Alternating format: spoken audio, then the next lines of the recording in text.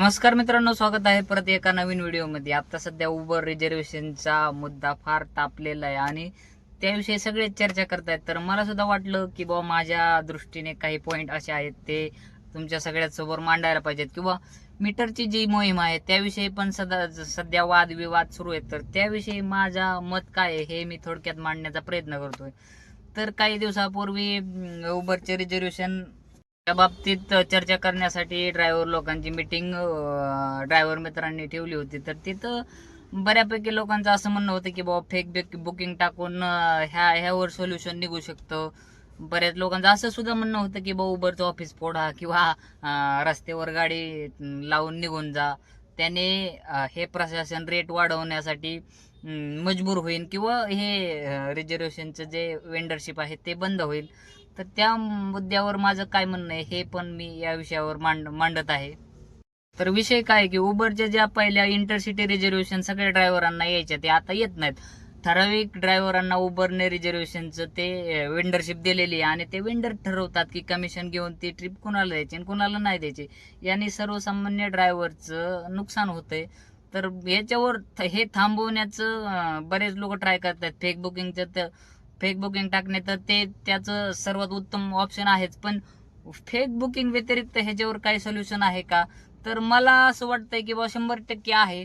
पण ही काय उबरची बुकिंग द्यायची सिस्टीम म्हणजे गव्हर्नमेंटचे नियम कसे आहेत याच्यावर, किंवा उबर ही शेवट प्रायव्हेट कंपनी असल्यामुळं ती बुकिंग कोणाला द्यायची हे सर्वस्वी उबरचा अधिकार आहे. म्हणजे एखादी उबर कंपनी डायरेक्ट येऊन जरी म्हणली आम्हाला तुम्हाला बुकिंग द्यायच्याच नाहीत, आम्हाला फक्त त्याच लोकांना बुकिंग द्यायच्यात, तरी आपण नियमाप्रमाणे त्याच्यात काही आडतापाया घालू शकत नाही का? तर ती प्रायव्हेट कंपनी आणि बुकिंग शेवटी त्यांच्या येतं. तर त्यांच्या बुकिंग ते कुणाला द्यायच्यात हे उबर कंपनीचाच निर्णय असतो शेवट.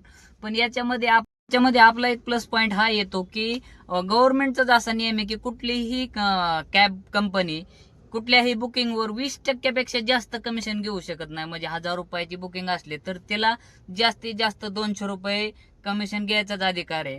2000 रुपयाची बुकिंग असली तर जास्तीत जास्त म्हणजे 20%च्या वरती कुठल्याच कंपनीला त्याच्यावर कमिशन घेता येत नाही. आता हे रिझर्वेशन देता येत नाही वेंडर थ्रू.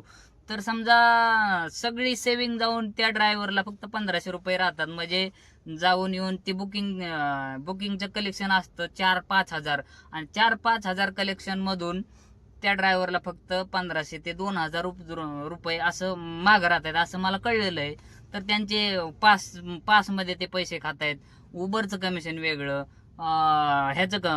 वेंडरचं कमिशन वेगळं. तर ते कुठल्याच नियमात बसत नाही. तुम्ही जर गुगलला सर्च केलं तर गुगल हे म्हणतंय एखादी कॅब कंपनी एखाद्या आउट ऑफ स्टेशन बुकिंगवर जास्तीत जास्त किती कमिशन घेऊ शकते. सरकारी नियमानुसार ॲग्रिगेटर गाईडलाईन्स 2020 कोणतीही कॅब कंपनी तुमच्याकडून जास्तीत जास्त 20% कमिशन घेऊ शकते. थोडक्यात सांगायचे तर 80% भाडे हे ड्रायव्हरला मिळायला हवे. 20% कमिशन हे कंपनीचा जास्तीत जास्त हिस्सा आहे. लक्षात ठेवा, टोल, टॅक्स आणि पार्किंगचे पैसे या कमिशनमध्ये येत नाहीत, ते प्रवाशाकडून वेगळे घ्यायचे असतात. जर एखादी कॅब कंपनी 20%पेक्षा जास्त कमिशन घेत असेल, किंवा तीच कंपनी दुसऱ्या कंपनीला बुकिंग देऊन 20%पेक्षा जास्त कमिशन घेण्याचा प्रयत्न करत असेल, तर त्या कंपनीवर काही कायदेशीर कारवाई होऊ शकते का? हो, कायदेशीर कारवाई नक्कीच होऊ शकते. थोडक्यात महत्वाचे मुद्दे: नियम मोडणे, 20% पेक्षा जास्त कमिशन घेणे हे मोटर वाहन ॲग्रिगेटर मार्गदर्शक तत्वे 2020 चे थेट उल्लंघन आहे. परवाना रद्द, लायसन्स अशा कंपनीचा परवाना आरटीओ रद्द करू शकते किंवा त्यांना मोठा दंड होऊ शकतो. फसवणूक: एका कंपनीने दुसऱ्या कंपनीला बुकिंग देऊन जास्त कमिशन खाणे हा फसवणुकीचा फ्रॉड प्रकार मानला जाऊ शकतो. ह्याद्वारे हेच समजून येत आहे की कुठलीही कंपनी त्याने उबरने वेंडरला दिली किंवा वेंडरने कुणालाही जरी बुकिंग दिली तरी त्या 2000च्या बुकिंगवर जास्तीत जास्त ते 400 रुपयेच कमिशन खाऊ शकतात. ह्या गव्हर्नमेंटच्या नियमानुसार ते नियमच तसे आहेत की तुम्ही बुकिंग कितीही जागे फिरवा, एका बुकिंगला जर कस्टमर कडून जर तुम्ही 2000 रुपयाची बुकिंग असेल तर त्या 20% प्रमाणे तुम्ही म्हणजे 1000ला 200 म्हणजे 2000ला 400 रुपये, त्याच्यापेक्षा जास्त तुम्ही बुकिंगला कमिशन घेऊच शकत नाही. तुम्ही कितीही वेंडरला द्या, नाही तर उबरनी स्वतः कमिशन घ्या, पण ते 400 रुपयापेक्षा जास्त 2000ला म्हणजे 20% जास्त कमिशन कुणीच घेऊ शकत नाही. ती बुकिंग कितीही जागा फिरली तरी. आणि आता मार्केटमध्ये आता अशी परिस्थिती आहे, उबर स्वतःच कमिशन पण घेतं 20%, त्याच्यावर पासचे पैसे पण घेतं त्याच्यावर. आणि विशेष म्हणजे जे वेंडरशिपला जॉईन लोक आहेत त्यांचा पास आपल्या नॉर्मल पास कसा 150 रुपयाला किंवा 3 दिवसाचा 350-400 रुपयाला येतो, तर तसा पास आपल्यासारखा त्यांचा नाही. ज्यांचा वेंडरशिपला पास आहे ना त्यांचा मला वाटतंय 700-800 रुपयाचा 3 दिवसाचा पास आहे आणि 400 का 500 रुपयाचा एका दिवसाचा पास आहे. तर ते पासचे पैसे पण घेतात. उबरचं कमिशन पण 20% घेतात. वरून वेंडरला पण 60% कमिशन द्यावं लागतं. तर एवढं सगळं कमिशन देऊन ती बुकिंगचे उरलेले पैसे त्या ड्रायव्हरला राहतात. ते कुठल्याच नियमात बसत नाही. हे जर तुम्हाला व्हेरीफाय करायचं असेल तर तुम्ही कधी उबरचे कस्टमर केअरला फोन लावा आणि त्यांच्या हा विषय कानावर घाला. तर ते ही गोष्ट ऍक्सेप्टच करत नाहीत की आम्ही अशा बुकिंग देतो. ते म्हणते तुमचा फीडबॅक आम्ही नोंदवून घेऊ आणि याच्यावर उचित कारवाई करण्यात येईल. ते असं म्हणत नाहीत हा आम्ही बुकिंग देतो अशा. त्या दिवशी उबरच्या ऑफिसला मीटिंग झाली. दिल्लीवरून काही लोक आलती, बेंगलोरवरून काही लोक आलती. तर त्यांनी ही गोष्ट ऍक्सेप्ट करण्यासाठी पूर्णपणे ड्रायव्हरने एखाद्या कॅमेरा लावलेला नाही. एका जणाच्या वरच्या खिशात मोबाईल होता तर त्याला स्पष्टपणे सांगितलं की तुझा मोबाईल खालच्या खिशात ठेव, म्हणजे कॅमेरा कुठं चालू नाही याची पूर्णपणे खात्री करून त्यांनी ती गोष्ट ऍक्सेप्ट केली की आम्ही वेंडरशिपला बुकिंग देतो. तर ह्याच्यावर ते का असे ओपनली ऍक्सेप्ट करत नाही, त्याला हेच कारण आहे की बुवा आपल्या भारत सरकारच्या काही गाईडलाईन्स आहेत त्यामध्ये असं स्पष्टपणे लिहिलेलं आहे की कुठल्याही आउट स्टेशन बुकिंगला 20% जास्त आपल्याला कमिशन जास्त घेताच येत नाही. म्हणून हे असे ओपनली ऍक्सेप्ट करत नाहीत की आम्ही वेंडरशिप देतो. आणि वेंडरशिप देण्यामागचा उबरचा काय फायदा आहे हे मला वैयक्तिक असं वाटतं की बुवा उबरनी त्या दिवशी त्या लोकांनी स्पष्टपणे सांगितलं की बुवा उबर ह्या लोकांना वेंडरशिप का देतं, का तर 100 बुकिंग समजा यांच्या रिझर्वेशन मध्ये असल्या तर त्यामध्ये आपल्यासारखे दाईक ड्रायव्हर असे असतात की ते वेळेमध्ये पोहोचू शकत नाहीत किंवा जाणून बुजून ट्रिप कॅन्सल करतात. तर 100 बुकिंग मध्ये 10 ट्रिप अशा त्यांच्या नुकसान होतात. जे वेंडरशिपला जे ते बुकिंग देतात त्यामध्ये त्यांचा 0% कॅन्सलेशन रेट आहे. तुम्हाला माहिती आहे की वेंडर ट्रिप कॅन्सल केली की त्या ड्रायव्हरला 1000 रुपये काहीतरी कॅन्सलेशन लावतात. ते कस्टमर त्या सिडान गाडीला 4च्या जागी 5 कस्टमर आले तरी त्याला ते घेऊन जाणं भागच आहे. ते कितीही बॅगा असल्या तरी त्याला कॅन्सल करायला ऑप्शनच नाही वेंडरच्या गाडीला स्पेशली. का तर वेंडरच्या गाडीने जर ती बुकिंग कॅन्सल केली तर तो वेंडर त्या ड्रायव्हरला 1000 रुपये कॅन्सलेशन लावतो. अशाने वेंडरचं कॅन्सलेशन रेट 0% होतं. ड्रायव्हर कॅन्सलेशन लागण या भीतीने ती बुकिंग कॅन्सलच करत नाही. आणि अशा पद्धतीने आणि मला याच्या व्यतिरिक्त पण अशी उडती खबर ऐकायला आलेली आहे की हे 60% जे कमिशन घेत आहेत वेंडर लोक, जे पासचे पैसे जाऊन उबरचे पैसे कमिशन जाऊन हे वरून 60% जे कमिशन घेतात, ह्या 60% पण 4% कमिशन हे उबरलाच द्यावं लागतं आणि 3% कमिशन वेंडर स्वतःला ठेवतो. आणि हे जॉईनिंग फी घेतात ना, हे 4000, काही ठिकाणी 5000 घेतात, काही ठिकाणी 3000 घेतात. हे बऱ्याच ठिकाणी बरेच 2-3 वेंडर आहेत. तर त्यांचे पण पैसे ते जॉईनिंग फी स्वतःलाच ठेवून घेतात. का तर काही ठराविक 2-3 महिने त्या वेंडरशिप मध्ये गाडी चालवल्याच्या नंतर त्या ड्रायव्हरला पण कळतं की बा आपल्याला यामध्ये काहीच शिल्लक राहत नाही. 350-400 किलोमीटर ज्यावेळेस रनिंग होते त्यावेळेस 1500 रुपये जर शिल्लक राहत असतील तर त्या ड्रायव्हरला पण कालांतरानंतर कळतं की बा आपल्याला काहीच शिल्लक राहत नाही. तो ड्रायव्हर काढतो गाडी आणि तो ड्रायव्हर काढल्याच्या नंतर परत त्याच प्रमाणामध्ये जॉईनिंग करण्यासाठी लोक आहेत. तर ते जॉईनिंग मध्ये जे लोक पैसे देत आहेत तर ते पण ते स्वतःसाठीच ठेवून घेतात. असं पण इकडून पण त्यांचा फायदा होतोय. त्याच्यामुळे वेंडर तर कुठल्याच दृष्टीने लॉस मध्ये नाहीये. ह्या लॉस मध्ये आहे फक्त ड्रायव्हर. आणि हे नियम जे आहेत त्या नियमांमुळं उबर कंपनी स्वतः ऍक्सेप्ट करत नाही आम्ही रिझर्वेशनच्या बुकिंग अशा देतो, पण हे सगळं ओपनली चालू आहे. तर हे मुद्दे मला जरा तुमच्या समोर मांडावेसे वाटलेत तर म्हणून मी ते मांडले. तुमच्यापैकी जर कोणाला ह्याच्यावर काही सोल्युशन असेल का तर ह्याच्यावर आपण ऍक्शन घेऊ शकतो. का तर 20% पेक्षा जास्त कमिशन ह्यांना जातंय. एखाद्या बुकिंगला 20% पेक्षा 20%च कमिशन घ्यायचं अलाउड असतं, पण हे 20% पेक्षा जास्त कमिशन चाललंय. तर कोणाला स्पेशली आवाज उठवायचा जर असेल तर हे मुद्दे तुम्ही लक्षात घेऊ शकताय. आणि आता राहिला मीटरच्या विषयीचा वादविवाद. तर विषय काय आहे की बुवा जी मीटिंग झाली ड्रायव्हर लोकांची पुण्यामध्ये, तर तिथं असं कुठंतरी विषय झाला वाटतं की बुवा मीटर विषयी निगेटिव्ह गोष्टी पसरल्या गेल्या. तर मी पण त्या मीटिंगला होतो, पण मी होतो तोपर्यंत तर काही नाही झालं. ती मीटिंग सुटली की मी लगेच तिथून निघून गेलो. तर त्याच्यानंतर काय विषय झाला असला तर मला माहित नाही वैयक्तिक. पण मला असं वाटतं मीटर विषयी लोकांचं म्हणणं काय आहे हे मी डायरेक्ट फोन लावूनच लोकांना चेक करून दाखवतो. हॅलो हॅलो सर, कुठे आहेत? पिंजरीला रे. मीटरने पैसे मागतात का हो तुम्ही ट्रिपांना? मीटरचं काय मी लोकल एक तर करत नाही, आपलं आउट स्टेशनच असतं. आणि जर मी आउट स्टेशनला नाही गेलो तर मी फक्त प्रीमियरच्या बुकिंग मारतो. मी गो सेडानचे पण बुकिंग मारत नाही. प्रीमियरची बुकिंग मारतो ती म्हणजे 20 किलोमीटर 400 पावणे 500 400च्या पुढे रेट असतं तरच ते बुकिंग. तुमचा आवाज आहे ना व्यवस्थित? हॅलो. आवाज आहे ना हो? हा हा, काय मीटरने मागितलंच नाही का आतापर्यंत? नाही नाही, मी नाही मागत बाबा. ते आयडी बंद झाली तर कोण एक तर 8-9 वर्ष झालं, आपलं सगळं डिपेंड त्याच्यावरतीच आहे. आणि त्याच्यामुळे मी रॅपिडो तर काही जास्त चालवत नाही, उबरच जास्त चालवतो. पण उबर एवढं स्ट्रिक्ट आहे, ते आयडी ब्लॉक झाली तर परत मग प्रॉब्लेम. त्याच्यामुळे मग मी नाही करत. हॅलो सर, पडतायत का लोकलला ट्रिपा? पण आज माझी नाही झाली पैसे. मीटरने मागता का हो तुम्ही पैसे लोकांना? नाही बाबा, का हो? काय केलं बोलतात लोक काय हा, काय बोलत आहेत? बोलल्यावर हात मोड होतो, मग त्यामुळे नाही बोलत. पण मागितलंय का आतापर्यंत तुम्ही कधी? एक दोन वेळेस मागितलेलं नाही दिले. आतापर्यंत एका बी भाडं आणलं नाही हो मीटरवर? मारली तसे एक दोन, पण बर. आहे ते नाही का दीड लुटत नाही आपल्याला. हॅलो. हा तू बोल ना. अहो कसं आहे आज लोकलला धंदा? काय माहिती हो, मी रेंटल घेतली. असं आहे होय. हा अक्षय भाऊ, तुम्ही मीटरने पैसे मागितलेत का हो आतापर्यंत?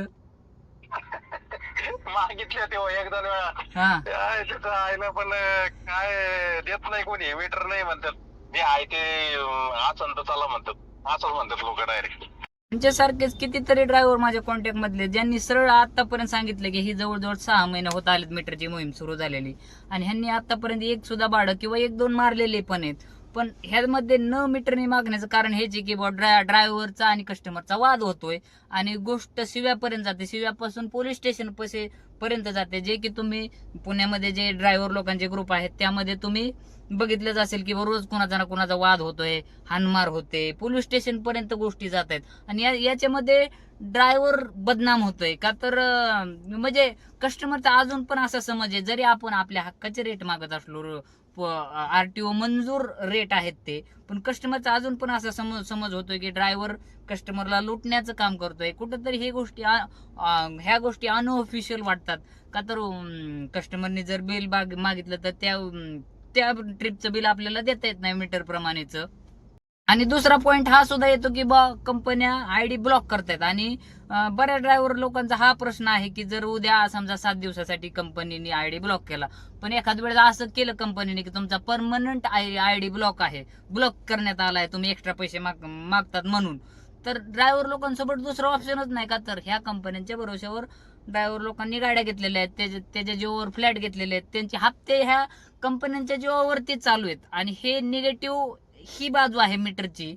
तर ह्या गोष्टीमुळं लोकांच्या नजरेमध्ये मीटर मोहीम बनवण्याचा हेतू चांगला आहे, पण त्याची रियालिटी जर आपण चेक करायला गेलो तर लोक न मीटरने पैसे मागण्याचं कारण हेच आहे. का तर लोक कस्टमर स्पेशली वादापर्यंत जातात, वादाचं रूपांतर पोलीस स्टेशनला जातंय, आणि पोलीस स्टेशन म्हणलं की ते आलंच कोर्ट कचेरी. हे म्हणजे सर्वसामान्य ड्रायव्हर कुठल्या फड्यात फसायला नको म्हणतो. त्याच्यामुळं मीटर मोहीमची हे एक निगेटिव्ह बाजू आहे, जे की वादापर्यंत घेऊन जाते, वादापासून कोर्टापर्यंत घेऊन जाते. आणि ही रियालिटी आहे. का तर रोज कुणाचा ना कुणाचा किस्सा असा ऐकायलाच मिळतोय. जे मीटर मोहीम राबवण्याचं आव्हान करतात त्यांनीच मला ही गोष्ट सांगितलेली आहे की बुवा वाकडमध्ये एक कस्टमर सोबत तसं झालं. एका ड्रायव्हरने 30 रुपये किलोमीटर प्रमाणे मीटर मोहीमचं नाव सांगून 30 रुपये किलोमीटर प्रमाणे कस्टमरला पैसे तर मागितले, कस्टमर रेडी झाला. शेवट ज्यावेळेस ड्रॉप करायचा त्यावेळेस कस्टमरनी मीटरनी पैसे द्यायला नाही सांगितलं.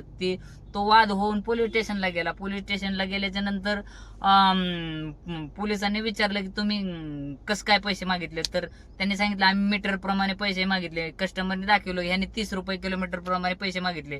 30 रुपये किलोमीटर प्रमाणे पैसे मागितल्याच्या नंतर पोलिसांनी विचारलं त्या ड्रायव्हरला की तू कुठल्या नियमाप्रमाणे 30 रुपये किलोमीटर प्रमाणे पैसे मागितले, तर त्या ड्रायव्हरला उत्तर देता आलं नाही. का तर जे मीटर प्रमाणे जरी पैसे मागायचे असले तरी ते 25 रुपये किलोमीटर किंवा 21 रुपये किलोमीटर हाच नियम सांगतो. तर ते 30 रुपये किलोमीटर पैसे सांगितल्यामुळं कस्टमरने त्या ट्रिपचा 1 रुपयाही दिलाच नाही आणि वरून त्या ड्रायव्हरला पोलिसांचं बोलणं ऐकून घ्यावं लागलं. असे पण काही किस्से घडतायत जेणेकरून ड्रायव्हरला मान खालीच घालावी लागते. दुसरी एक 8 दिवसापूर्वीचीच घटना आहे की नऱ्यामध्येच आपला एक सबस्क्रायबर मित्र त्याने मीटरनी पैसे मागितले. कस्टमर रेडी तर झाला, त्याला इमर्जन्सी जायचं होतं म्हणून रेडी झाला, पण सामान ठेवताना कस्टमरला राग आलेला होता म्हणून त्याने जोरात डिक्की बंद केली. जोरात डिक्की बंद केली म्हणून ड्रायव्हरला राग आला की जोरात डिक्की बंद केली. ड्रायव्हरने उतरून त्या कस्टमरला मारलं आणि कस्टमरला मारलं म्हणून ती गोष्ट पोलीस स्टेशन पर्यंत गेली. तर पोलीस स्टेशनला त्या ड्रायव्हरला 2 तास गुडघ्यावर बसायला त्या पोलीस स्टेशन मध्ये सांगितलं होतं. तर हा विषय शेवटी मीटरमुळेच होतोय ना. तर जरी त्या मागचा हेतू जरी चांगला असला तरी कस्टमरचं अजूनही अशी धारणा आहे की ड्रायव्हर मीटरने पैसे मागतोय म्हणजे तो लुबाडण्याचं काम करतोय. जे लोक मीटरला पैसे देण्यासाठी तयार होत आहेत त्यांची सुद्धा हेच धारणा आहेत की हे मजबुरीचा फायदा घेत आहेत. ज्या कस्टमरला फ्लाईट असते त्याला अंदाज असतो की बाबा ही गाडी निघून गेली तर दुसरी गाडी भेटणार नाही, त्यामुळे तो मजबुरीमध्ये मीटरला पैसे देण्यासाठी हो म्हणतो.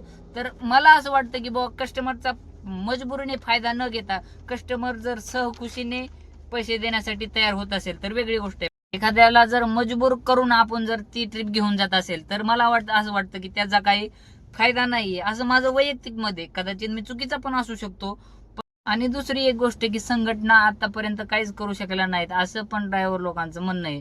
तर हे म्हणणं पण पूर्णपणे चुकीचं आहे. का तर संघटना आवाज उठवतात. आवाज उठवल्यामुळे बरेच मुद्दे उचलून धरण्यात आले, त्याच्यावर रिझल्ट सुद्धा आले. विशेषतः हे रिक्षा परमिट आता बंद झालं, हे 100% पुण्यामधून संघटनांमार्फत आवाज उठवला गेला, त्यामुळं रिक्षा परमिट वरती निर्णय आला. किंवा हे बाईक टॅक्सीचं उदाहरण, मुंबईमध्ये बाईक टॅक्सी चालू झाली होती पण पुण्यामध्ये आवाज उठवला जातो म्हणून पुण्यापर्यंत शेवटपर्यंत बाईक टॅक्सी चालू झाली नाही. त्याचं संपूर्णपणे श्रेय संघटनांनाच दिलं जातं आणि दिलं सुद्धा पाहिजे. का तर पुण्यामध्ये संघटनांमार्फत आवाज उठवला गेला आणि शेवटपर्यंत बाईक टॅक्सी पुण्यामध्ये नाही सुरू झाली आणि आता ते पूर्णपणे बंद करण्याचे आदेश सुद्धा दिलेले गेले आहेत. तर त्याचं पूर्णपणे श्रेय संघटनांना जातं. तर संघटना कुठलंच काम करीत नाहीत हे म्हणणं पण तितकंच चुकीचं आहे. निश्चितपणे ते त्यांच्या दृष्टीने प्रयत्न करतात रेट वाढवण्यासाठी किंवा हे आउट स्टेशनचा मुद्दा उचलून धरण्यासाठी आणि प्रयत्न सुद्धा करतायत. तर मला वाटतंय सगळ्यांचं ध्येय एकत्रच आहे, तर सगळे मिळून एकत्र लढू. सगळ्यांचं ध्येय एकत्रच आहे तर वेगवेगळं लढण्यात काहीच पॉईंट नाही. तर हे माझं म्हणणं होतं. तर कुठं चुकलं असं बोलण्यात तर सॉरी, पण भावना समजून घ्या आणि एकत्र येऊन लढा. सगळ्यांचं ध्येय एकच आहे.